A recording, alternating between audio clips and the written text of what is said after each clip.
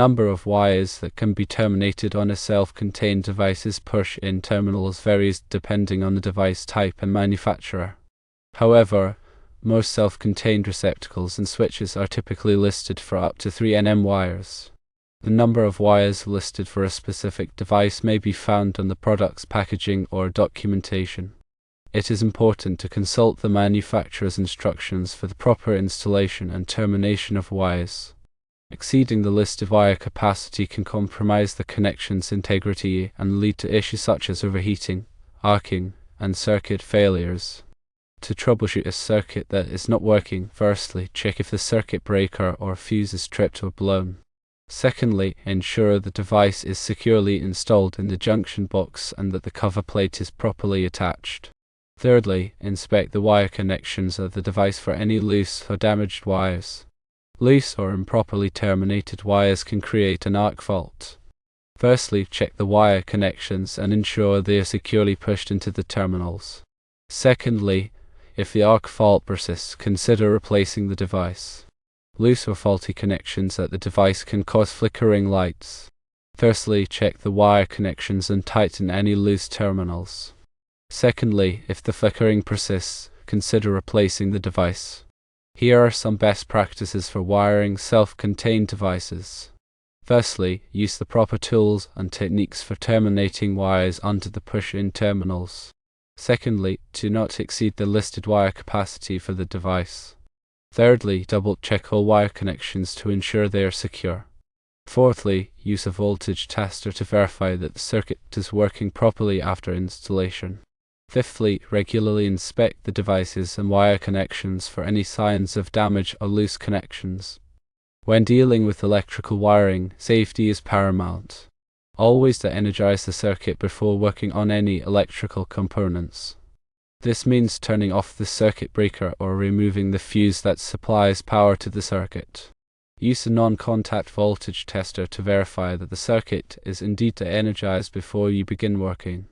Never assume a circuit is off just because the switch is in the off position.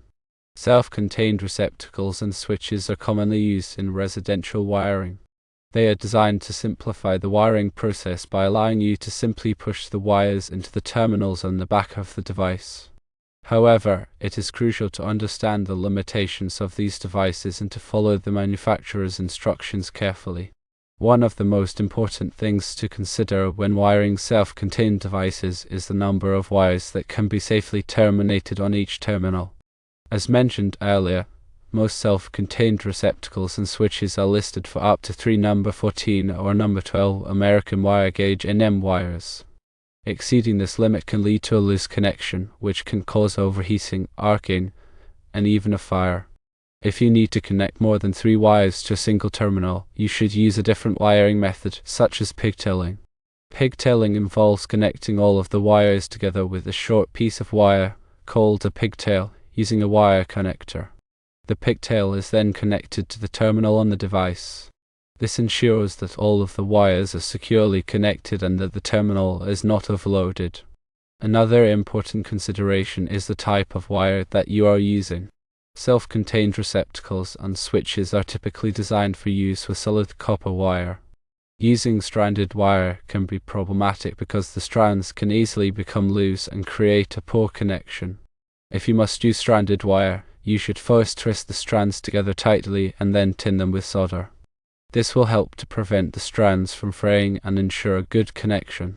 When inserting wires into the push-in terminals, it is important to use the correct technique. Firstly, strip the insulation from the end of the wire, exposing about 1/2 inch of bare wire. Secondly, insert the wire straight into the terminal until it bottoms out. You should feel a slight click when the wire is fully inserted. Thirdly, give the wire a gentle tug to make sure it is securely held in place. Never insert multiple wires into a single terminal unless the device is specifically designed for that purpose. Also, never insert a wire that is too large or too small for the terminal. This can damage the terminal and create a poor connection. After you have wired the device, it is important to test it to make sure it is working properly. Firstly, turn on the circuit breaker or replace the fuse. Secondly, use a voltage tester to verify that the device is receiving power. Thirdly, test the device by plugging in a lamp or other appliance. If the device does not work, check your wiring carefully to make sure everything is connected properly. If you are still having problems, you may need to replace the device. Arc faults are a common problem with self-contained receptacles and switches. An arc fault occurs when electricity jumps from one conductor to another, creating a spark. Arc faults can be caused by loose connections, damaged insulation, or faulty devices. Arc faults are dangerous because they can generate a lot of heat, which can ignite nearby materials and start a fire. Arc fault circuit interrupters, or SIs, are designed to protect against arc faults. SIs are special circuit breakers that can detect the presence of an arc fault and trip the circuit, cutting off the flow of electricity. SIs are required in many new homes and are a good idea to install in older homes as well. Flickering lights are another common problem with self-contained receptacles and switches. Flickering lights can be caused by loose connections, faulty devices, or problems with the wiring in your home. If you have flickering lights, the first thing you should do is check the wire connections at the device. Make sure the wires are securely connected and that there are no loose strands. If the connections are tight, you may need to replace the device. If the flickering persists, you may have a problem with the wiring in your home. In that case, you should consult a qualified electrician. Regularly inspecting your self-contained receptacles and switches is a good way to prevent problems. Look for signs of damage, such as cracks, burns, or loose wires. If you see any damage, replace the device immediately. Also, check the wire connections periodically to make sure they are still tight. If you find any loose connections, tighten them immediately. By following these tips, you can help to ensure that your self-contained receptacles and switches are wired safely and correctly. This will help to prevent electrical problems and keep your home safe from fire. Remember to always consult the manufacturer's instructions for the specific device you are using. The instructions will provide detailed information on the proper installation and termination of wires. If you are not comfortable working with electricity, you should always hire a qualified electrician. Electricity can be dangerous, and it is important to take all necessary precautions to protect yourself from injury. Mobile homes often have unique wiring configurations compared to traditional homes. One common difference is the use of smaller gauge wires in some circuits. This is because mobile homes are often built with lighter materials and have less space for running wires. When working on the electrical system in a mobile home, it is important to be aware of the wire gauge and to use the correct size wire connectors and devices. Another difference is that mobile homes often have a grounding system that is different from traditional homes. In a mobile home, the metal frame of the home is typically used as the grounding electrode. This means that all of the electrical circuits in the home must be properly grounded to the frame. When working on the electrical system in a mobile home, it is important to ensure that the grounding system is intact and that all circuits are properly grounded. It is also important to be aware of the specific codes and regulations that apply to mobile home wiring. These codes and regulations are designed to ensure the safety of mobile home residents. You can find information on mobile home wiring codes and regulations from your local building department or from the National Electrical Code. When working on the electrical system in a mobile home, it is always a good idea to consult with a qualified electrician who is familiar with mobile home wiring. An electrician can help you to identify any potential problems and to ensure that the work is done safely and correctly. The National Electrical Code, or NEC, is a set of standards for electrical wiring and equipment in the United States. The NEC is updated every 3 years and is widely adopted by state and local government. The NEC contains detailed information on all aspects of electrical wiring, including wire sizes, conduit types, overcurrent protection, and grounding. The NEC also includes specific requirements for mobile home wiring. When working on any electrical system, it is important to follow the requirements of the NEC. This will help to ensure that the work is done safely and correctly. You can find a copy of the NEC at most libraries or bookstores. You can also purchase a copy online from the National Fire Protection Association. When selecting electrical devices for use in a mobile home, it is important to choose devices that are specifically designed for mobile home use. These devices are typically more durable and are better able to withstand the vibrations and movement that are common in mobile homes. Also, make sure that the devices are listed by a recognized testing laboratory, such as Underwriters Laboratories or Canadian Standards Association. This will ensure that the devices have been tested and meet safety standards. One common mistake that people make when wiring self-contained devices is to strip too much insulation from the end of the wire. This can leave too much bare wire exposed, which can create a shock hazard. It can also make it difficult to insert the wire into the terminal. When stripping the insulation from the end of the wire, only remove enough insulation to expose about 1/2 inch of bare wire. Another common mistake is to insert the wire too far into the terminal. This can damage the terminal and create a poor connection. When inserting the wire into the terminal, only insert it until it bottoms out. You should feel a slight click when the wire is fully inserted. A further common mistake is to use the wrong type of wire connector. There are many different types of wire connectors available, and it is important to use the correct type for the application. For example, some wire connectors are designed for use with solid wire, while others are designed for use with stranded wire. Using the wrong type of wire connector can create a poor connection.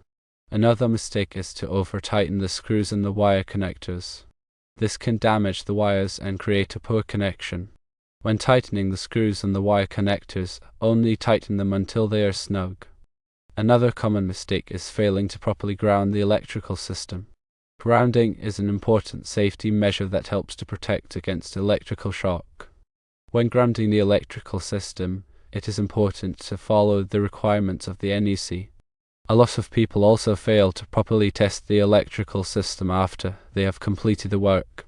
Testing the electrical system is an important way to ensure that the work has been done safely and correctly. When testing the electrical system, use a voltage tester to verify that all of the circuits are working properly. If you are not comfortable working with electricity, you should always hire a qualified electrician. Electricity can be dangerous, and it is important to take all necessary precautions to protect yourself from injury. The information provided here is for general guidance only and should not be considered a substitute for professional advice. Always consult with a qualified electrician before working on any electrical system. In addition to the tips mentioned above, there are a few other things to keep in mind when working on the electrical system in a mobile home.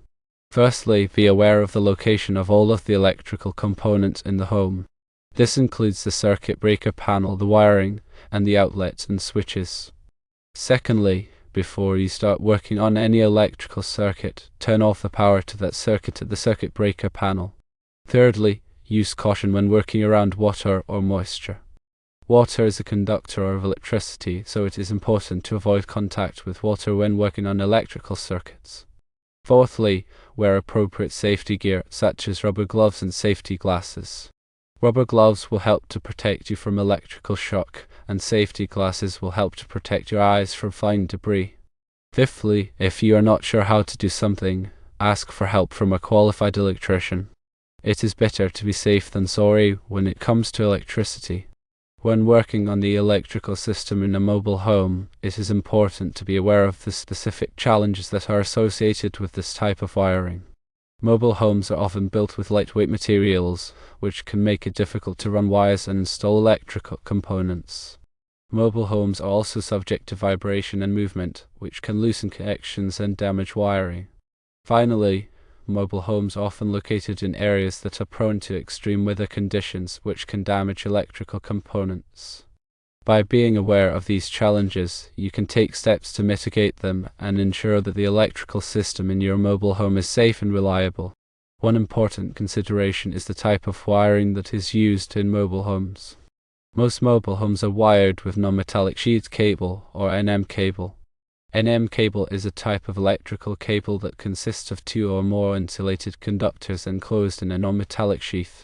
NM cable is relatively inexpensive and easy to install, but it is not as durable as some other types of electrical cable. For example, an NM cable is not resistant to moisture or physical damage.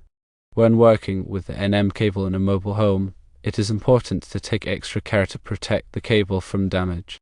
This can be done by running the cable through conduit or by using cable protectors. Another important consideration is the type of electrical boxes that are used in mobile homes. Electrical boxes are used to enclose electrical connections and to protect them from damage. There are many different types of electrical boxes available, but not all of them are suitable for use in mobile homes. When selecting electrical boxes for use in a mobile home, it is important to choose boxes that are specifically designed for mobile home use.